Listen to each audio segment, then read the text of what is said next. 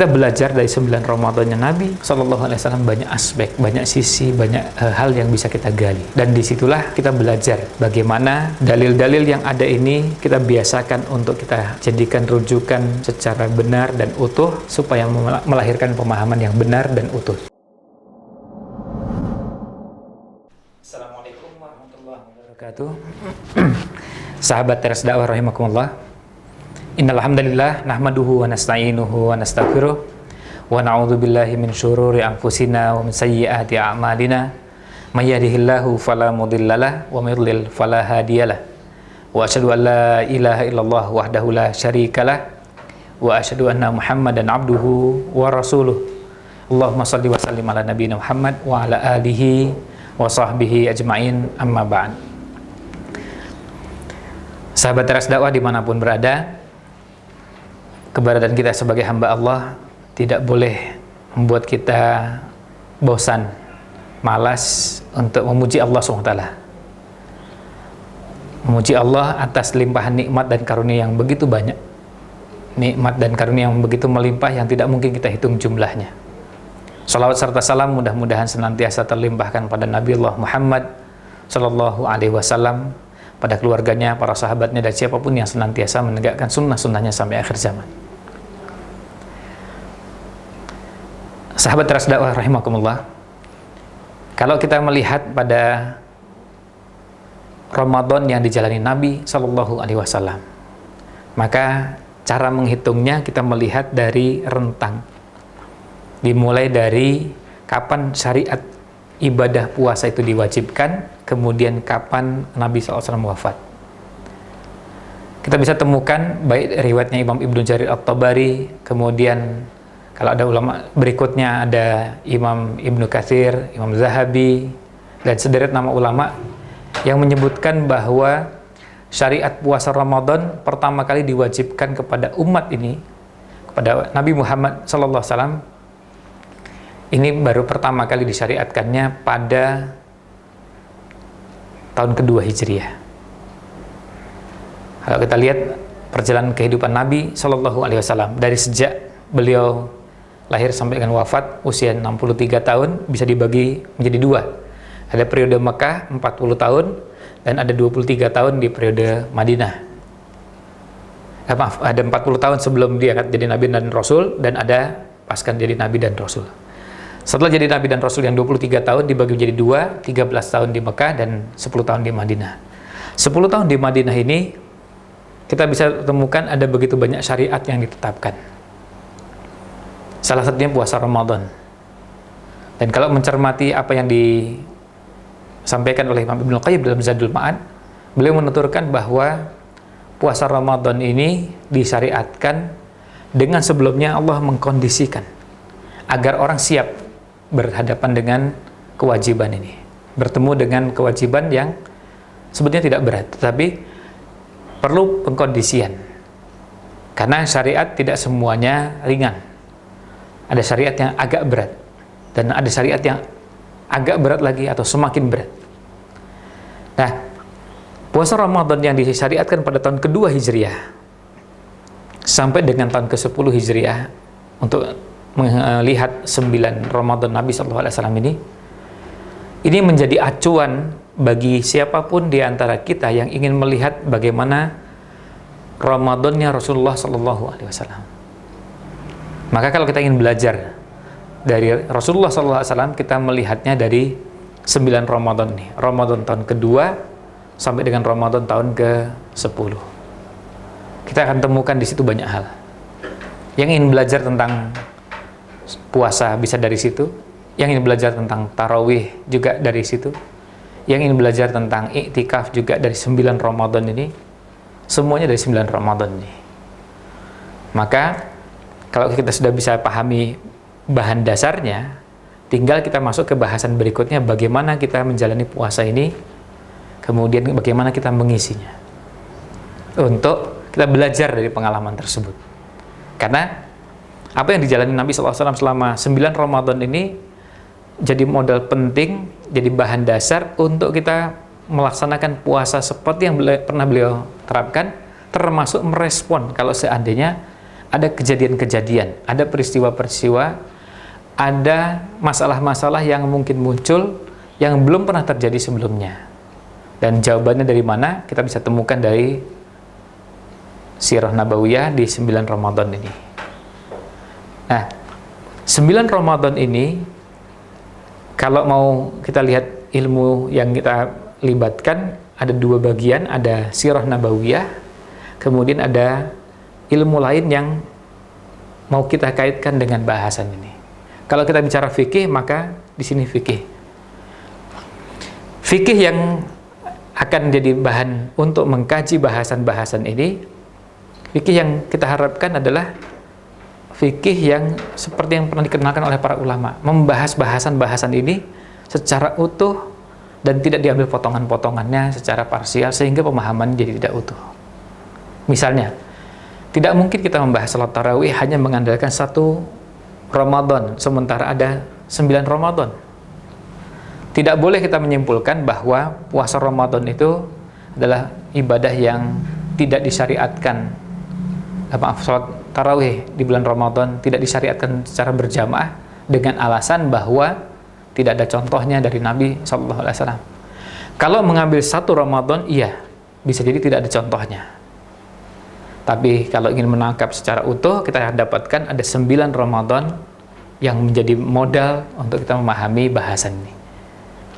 Karena kita bisa lihat di salah satu Ramadan, betul Nabi SAW tidak pernah sholat tarawih sama sekali berjamaah. Tetapi di Ramadan yang lain beliau pernah sholat tarawih di hari pertama, hari kedua, dan yang mengatakan sampai hari ketiga, setelah itu tidak dilanjutkan.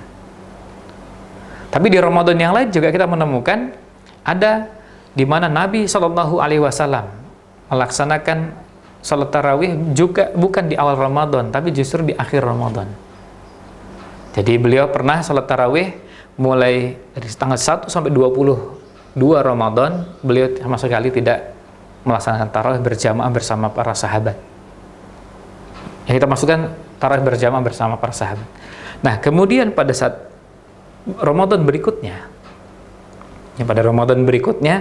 baru kemudian ada pada hari berikutnya tanggal 23 Ramadan Nabi SAW mulai salat tarawih berjamaah. Di malam 24 beliau tidak salat lagi berjamaah, di malam 25 berjamaah lagi, 26 tidak berjamaah, 27 berjamaah. Maka hadis Ramadan tahun tersebut pemahamannya melengkapi pembahasan yang pernah disampaikan dalam beberapa kesempatan oleh beberapa ustadz. Ada Ramadan yang di situ Nabi SAW berjamaah cuma hari pertama, kedua, dan ketiga saja. Nah, ini cara memahaminya. Dan inilah yang dinamakan dengan istinbat atau istidlal. Jadi pada saat kita membahas beberapa bahasan-bahasan yang berhubungan dengan masalah-masalah yang ada dalam agama kita ini, salah satu prinsip yang dikenal dengan para ulama adalah bahwa ada metode ketika kita mengambil kesimpulan dari beberapa dalil. Metodenya adalah sebisa mungkin kesimpulan itu diambil dari sekian banyak dalil yang ada, tidak mengabaikan beberapa dalil. Semua dalil yang ada dikumpulkan, baru kemudian kita coba telusuri, kita pahami, kita analisa, dari situ kita ambil kesimpulannya. Sebab kalau kita mengambil kesimpulan hanya cuma mengambil sebagian, bisa jadi ada bagian yang lain yang akan mempengaruhi kesimpulan itu ternyata tidak kita gunakan. Maka dalam ilmu yang dikenal dengan para ulama dan dengan istilah usul fikih, metode mengambil kesimpulan atau dinamakan istidlal, itu metodenya setelah ada dalilnya, istidlalnya pun harus benar. Jadi tidak cukup dengan hanya mengandalkan bahwa ada dalil, tapi juga harus istidlalnya benar. Artinya ada dalil itu maksudnya dalil yang sahih dan bisa dipertanggungjawabkan. Kemudian istidlalnya juga harus benar. Jadi dalil dan istidlalnya harus sama-sama benar. Karena bisa jadi dalilnya benar, istidlal, cara mengambil kesimpulannya tidak benar. Atau orang yang punya cara mengambil kesimpulan yang benar metodenya, tetapi dalilnya tidak memadai, tidak cukup. Misalnya dalam sebuah bahasan ada dalilnya yang jumlahnya bisa sampai 30-40 dalil. yang digunakan hanya cuma 10, 20 dalil yang lain terabaikan. Maka kesimpulannya sering tidak utuh. Dan disitulah kita jadi belajar bagaimana orang menyimpulkan puasa Nabi SAW, sholat tarawihnya Nabi SAW, dan beberapa amalan-amalan yang beliau kerjakan. Kadang-kadang tidak kita dapatkan ada yang memahaminya utuh karena dalil yang ada tidak digunakan semuanya. Nah, kita belajar dari 9 Ramadannya Nabi SAW, banyak aspek, banyak sisi, banyak hal yang bisa kita gali. Dan disitulah kita belajar bagaimana dalil-dalil yang ada ini kita biasakan untuk kita jadikan rujukan secara benar dan utuh, supaya melahirkan pemahaman yang benar dan utuh. 9 Ramadan ini, kalau kita mau ambil puasanya, maka kita bisa lihat puasa Ramadan Nabi SAW selama 9 Ramadan ini. Bukan sekedar bahwa beliau puasa utuh 1 bulan penuh, tapi juga kasus-kasus, kejadian-kejadian yang pernah terjadi di 9 Ramadan ini, yang terjadi pada sahabat, lalu Nabi SAW memutuskan. Ya, Nabi SAW memutuskan. Misalnya memutuskan apa? Memutuskan berkaitan dengan bagaimana dengan orang yang berbuka di siang hari bulan Ramadan. Ada yang melakukan hubungan suami istri di siang hari bulan Ramadan. Bagaimana merespon? Bagaimana menyikapinya? Nah, ini menunjukkan pada kita bahwa 9 Ramadan ini memperkaya bahasan kita. Ada kejadian, bukan cuma Nabi SAW puasa Ramadan 1 bulan penuh, tapi juga Nabi SAW bertemu dengan kasus-kasus, kejadian-kejadian yang dialami oleh para sahabat dan sahabiat. Nah, dari situ kita akhirnya dapat pemahaman yang lebih utuh. Bayangkan kalau seandainya hanya cuma mengambil sebagian Ramadan, lalu mengabaikan sebagian yang lain. Makanya, semakin lengkap dalil yang digunakan, maka akan semakin lengkap juga pemahamannya. Nah, kalau ini berkaitan Ramadan, kemudian puasa Ramadan, kemudian juga ada salat tarawih. Salat tarawih yang dijalankan Nabi SAW. Hanya beberapa Ramadan beliau berjamaah. Ya, jadi poinnya adalah apakah kesimpulannya bahwa salat tarawih itu dianjurkan tidak berjamaah? Tentu tidak begitu. Karena ada yang menjadi perbuatan Nabi SAW, juga ada pernyataan Nabi SAW yang menjadi dasar untuk menyimpulkan bahasan tersebut. Misalnya, kalau kita lihat ketika Nabi SAW menyampaikan kepada para sahabat penegasan tentang bagaimana status berjamaah bersama imam. Sholat berjamaah, sholat tarawih berjamaah bersama imam. Yang kalau sekarang dilaksanakan di rumah, berjamaah bersama keluarga, anggota keluarga. Artinya ada bapak, ibu, anak-anak. Meskipun anak cuma 1 atau 2, karena jamaah itu minimal 2 orang, ada imam, ada makmum. Sudah cukup dikatakan jamaah. Maka kalau kita menyebut sholat berjamaah, itu boleh sholat yang dikerjakan hanya berdua, suami dan istri. Ya, hanya boleh boleh dikatakan hanya berdua, dan apalagi kalau bertiga, berempat dan seterusnya. Nah, ini cara memahaminya. Termasuk juga kalau kita bicara tentang i'tikaf. I'tikaf Nabi SAW di 9 Ramadan ini seperti apa?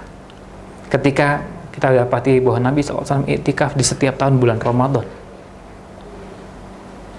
Dari situ kita bisa paham kenapa ulama sampai mengatakan bahwa i'tikaf itu sunnah muakkadah, sunnah yang sangat dianjurkan.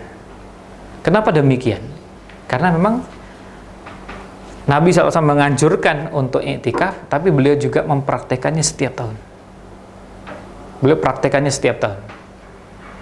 Ini menunjukkan bahwa ini ada anjuran untuk mengerjakan i'tikaf tersebut rutin. Maka hukumnya sunnah muakkadah, tidak lagi sekedar sunnah yang biasa, tapi sunnah muakkadah, sunnah yang levelnya di atas. Nah, kita belajar di situ. Kemudian bagaimana Nabi SAW i'tikaf dengan para istrinya, para sahabat. Bagaimana beliau i'tikaf, kemudian kita temukan ada kejadian ketika beliau sedang i'tikaf, kemudian beliau mengeluarkan kepalanya dari masjid dan kemudian rambutnya disisir. Ada juga kejadian yang lain, dan ini kejadian-kejadian yang saling melengkapi. Semuanya ini menjadi sumber atau dasar untuk menetapkan bahasan-bahasan yang berhubungan dengan tema kita. Maka sekali lagi, semua bahasan kalau mau dihubungkan dengan zakat fitri juga demikian. Zakat fitri atau zakat fitrah, ini penyebutannya kalau mengacu pada hadis-hadis yang ada, kita banyak temukan di hadis dengan kata zakatul fitri. Tapi tentu tidak perlu diperdebatkan panjang lebar berkaitan dengan zakat fitri ini atau zakat fitrah. Tapi yang jelas pembahasan ini kita temukan dalam 9 Ramadan Nabi SAW, bagaimana pelaksanaannya. Apakah sudah ada sejak tahun kedua atau baru tahun ketiga, tahun keempat, dan seterusnya. Demikian pula yang berhubungan dengan Idul Fitri. Nah, semuanya ini menjadi kerangka dalam kita membahas bahasan ini. Dan kalau kita tahu jumlahnya 9, maka dari situ kita bisa dapatkan pembahasan. Nah, cara memahami seperti inilah sebetulnya yang dikenal di kalangan para ulama di dalam agama kita atau ulama syariah kita ini. Misalnya seperti para ulama membahas tentang haji. Hajinya Nabi SAW cuma sekali. Haji wada, haji pertama sekaligus haji terakhir. Maka kita bisa dapatkan penjelasan hajinya Nabi SAW cuma dari satu haji tersebut. Alhamdulillah, meskipun hajinya cuma sekali, tetapi banyak kejadian, banyak peristiwa yang sampai sekarang bisa dijadikan acuan untuk memahami persoalan-persoalan yang muncul di zaman kita sekarang. Sehingga pemahaman kita jadi utuh, jadi lengkap dari haji yang dilakukan Nabi Shallallahu Alaihi Wasallam. Ini haji. Demikian pula juga yang berikutnya. Selain haji, kita juga temukan umrah. Umrahnya Nabi Shallallahu Alaihi Wasallam 4 kali. Sehingga kita dapatkan penjelasan tentang umrah itu seperti apa. Nah, jumlah-jumlah ini dipahami untuk bisa membantu kita memahami bahasan-bahasan yang ada dalam syariat.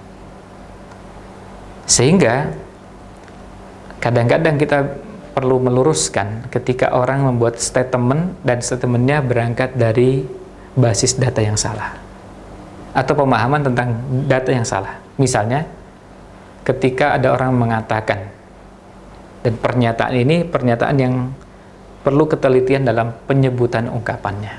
Ketika orang misalnya mengatakan begini, tidak ada dalam sejarah ketika ada wabah menjangkiti sebuah negeri kaum muslimin, masjid ditutup. Perlu kita cermati kalimat tidak ada, ya, yang artinya kalau orang menyebutkan tidak ada, dia sudah melakukan kajian pada semua peristiwa-peristiwa yang berhubungan wabah sejak zaman Nabi SAW sampai dengan zaman-zaman berikutnya. Jadi sampai zamannya Imam Al-Hafidh Ibnu Hajar. Nah, itu dijadikan dasar untuk menyimpulkan tidak ada dalam sejarah Islam. Nah, dia harus melakukan penelitian dan pengkajian yang panjang. Nah, berbeda dengan kalau kita mengatakan saya tidak mengetahui ada riwayat. Ini kalimatnya lebih teliti ketika orang mengatakan saya tidak mengetahui ada riwayat. Artinya apa? Artinya bahwa saya tidak tahu persis. Saya tidak tahu ada riwayat yang menyebutkan itu. Kalau dengan kalimat kedua itu lebih akurat. Apalagi kalau orang-orang seperti kita ini dengan keterbatasan literatur, kesungguhan belajar, kesungguhan membaca, bacaan yang pernah dibaca ditelusuri, maka lebih pantas kita menggunakan ungkapan kedua dan jangan cepat-cepat menyimpulkan dan mengatakan tidak ada. Lebih baik kita mengatakan saya tidak tahu ada riwayat. Artinya itu menunjukkan bahwa dirinya tahu bahwa rentang waktunya terlalu panjang untuk dikaji. Kalau Ramadan cuma 9 saja tidak mudah kita menyimpulkan banyak bahasan, apalagi kalau bicara tentang wabah yang menimpa kaum muslimin sejak zaman Rasulullah SAW, zaman sahabat, tabi'in, tabi'ut tabi'in, terus sampai zaman misalnya zamannya Imam Qurtubi atau zamannya Ibnu Hajar, zamannya Imam Suyuti, zaman Imam Syaukani. Berat kalau kita mau mengatakan tidak ada, karena kita harus melakukan penelitian yang panjang terhadap riwayat-riwayat tersebut. Oleh karena itu, lebih baik kita menyatakan saya tidak tahu. Nah, ini salah satu dari sekian banyak pelajaran yang kita bisa ambil dari 9 Ramadannya Rasulullah Shallallahu Alaihi Wasallam. Mudah-mudahan ada manfaat yang kita bisa petik. Mohon maaf jika ada yang kurang berkenan. Wallahu a'lam. Wassalamualaikum ala Nabi Muhammad wa ala alihi wa sahbihi ajmain. Assalamualaikum warahmatullahi wabarakatuh.